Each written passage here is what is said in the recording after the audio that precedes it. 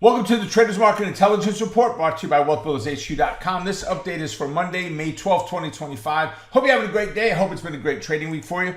As we get started, keep in mind everything we look at is for education. Nothing is meant to be advice or recommendations. If you find anything you like, make sure it fits your own personal risk profile and risk tolerance.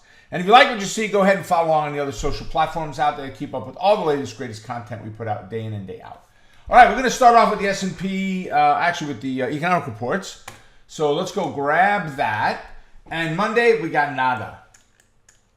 Tuesday, we've got 3 reports, but they're at 8:30 a.m., so I'm not as concerned. They're important reports. CPI, they're reports that the Fed uses. Wednesday, we've got nada, nothing.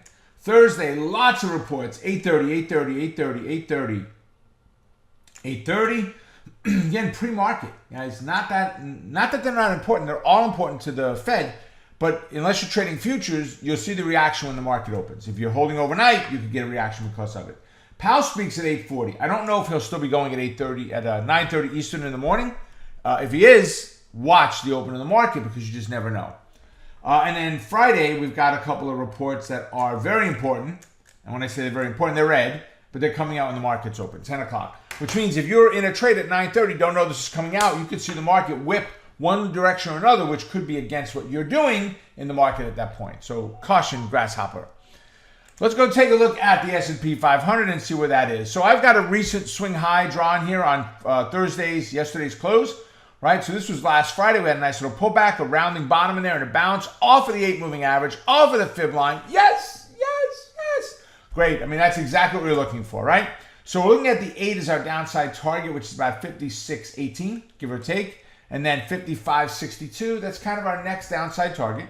For the upside target would be this 57.20 something, 20, 57.20. We got to get above there. We had a swing high here, a slightly higher one here.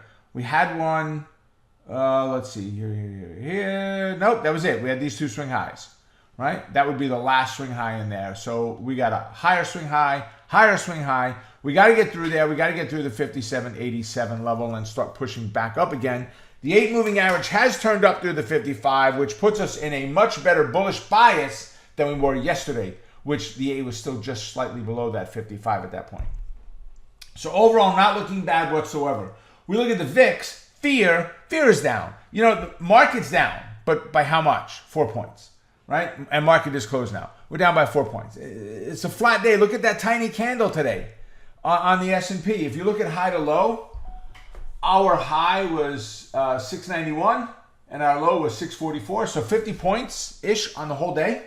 45 points. It was a small moving day. Very small. When it comes to VIX, VIX is down about 58 cents. So wait, market's down, VIX is down. Yes, we were still overinflated on the VIX. This kind of brought it down. There was some news came out on tariffs today from the tariff czar, whoever it is in the cabinet that's handling that stuff, saying that we expect dozens of reports of countries to be settled over the next couple of weeks and months. And then I heard on CNBC this morning that it looks like India has offered to drop from 13%, I believe it was 13, check the numbers, from 13% tariff down to 3%. Right? That would be tremendous, 10% on everything, and give premium or preferential treatment to certain U.S. goods in there, and 90% of products getting in or something. So there's a lot of great opportunity there for businesses in the U.S. to sell more product there and to lower the cost to the manufacturer, which means more profit on this side there. Actually, more profit to us or more savings to us because we're not paying those big tariffs there. So overall, I like where we're at. We see the levels we got to cross through, get through the recent swing high, get through the fib line. I'd love a pullback so we can redraw the fibs, but that's where we're at right now. So with that, folks, make it a profitable day, and I will see you all at our next update. Bye for now.